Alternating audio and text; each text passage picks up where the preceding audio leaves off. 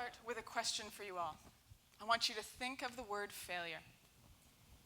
What words pop into your head? What words do you associate with the experience of failure? Just yell them out. Trying.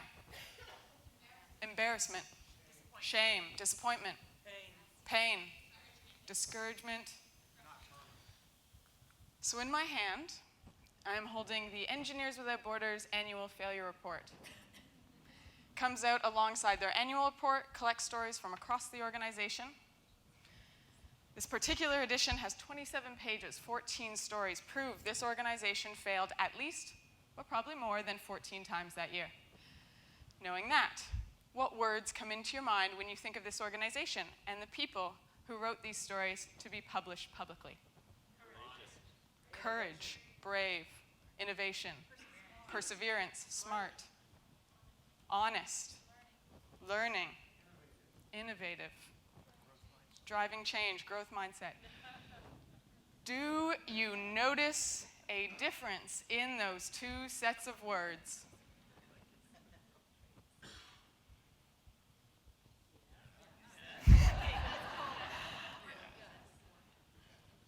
In many ways, we are hardwired to learn from failure. Kids know this.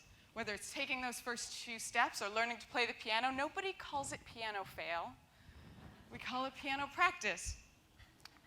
We accelerate our ability to learn when we push ourselves to the edge of what we know and allow ourselves to experiment.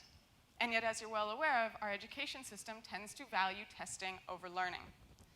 Fairly early on, my aptitude was tested. Turns out I am awful at just about everything associated with creativity. Drawing, singing, painting, acting, music, dance, poetry, you name it, I am bad at it. Fortunately enough, happen to be half decent at science and math, put me firmly in the science nerd category. But of course, these labels are ridiculous. Just because I'm not traditionally creative doesn't mean I can't create. And there's science and precision in the most wonderful works of art, and there's art and creativity in the most groundbreaking science. And not to suggest for a second that this is groundbreaking science, but in my grade 9 biology class, I decided to microwave my bean seeds. Honestly, I just want to see what would happen. Secretly, I was kind of hoping they would mutate. But apparently, my desire to create Teenage Mutant Ninja beans doesn't actually earn you any marks. I was supposed to learn about photosynthesis or how plants grow. I didn't. What I did learn is that if you put your seeds in the microwave, stunts the growth of the plant.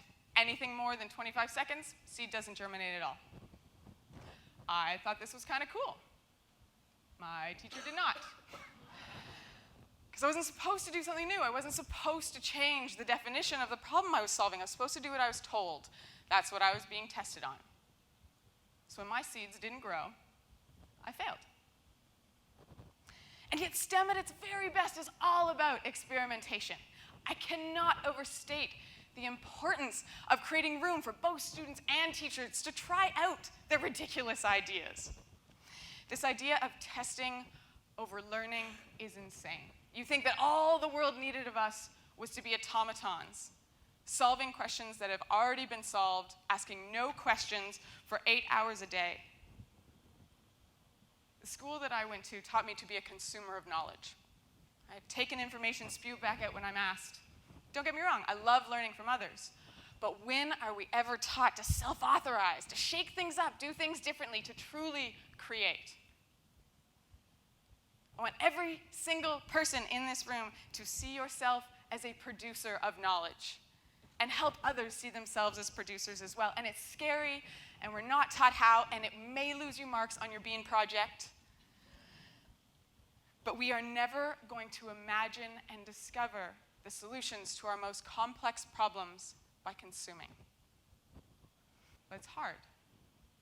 Because when we experiment, when we create, and when we produce, we put a piece of ourselves out there to be judged, and we may fail. So I want you to consider a time that you tried and failed. What did it feel like? What was your reaction to that failure?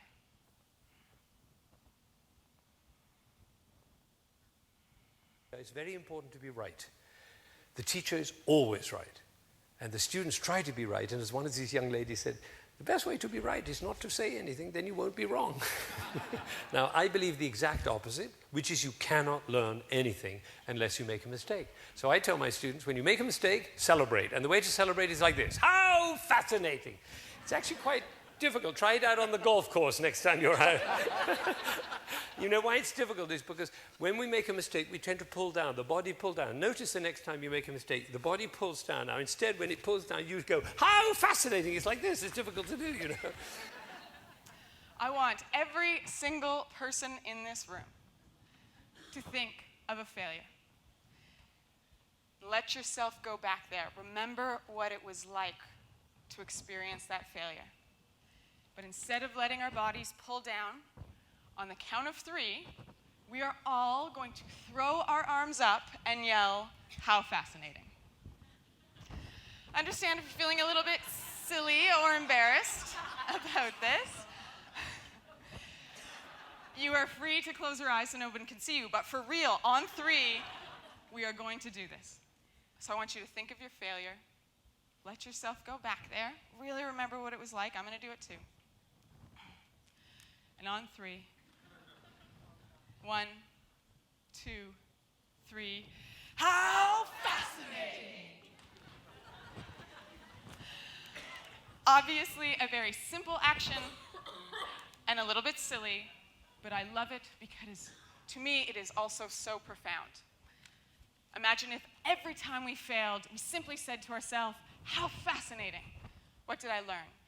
And every time our colleagues, peers, partners, students failed, we went up to them with appreciation and curiosity and said, how fascinating! What did you learn? How much we would reshape our relationship to failure and experimentation.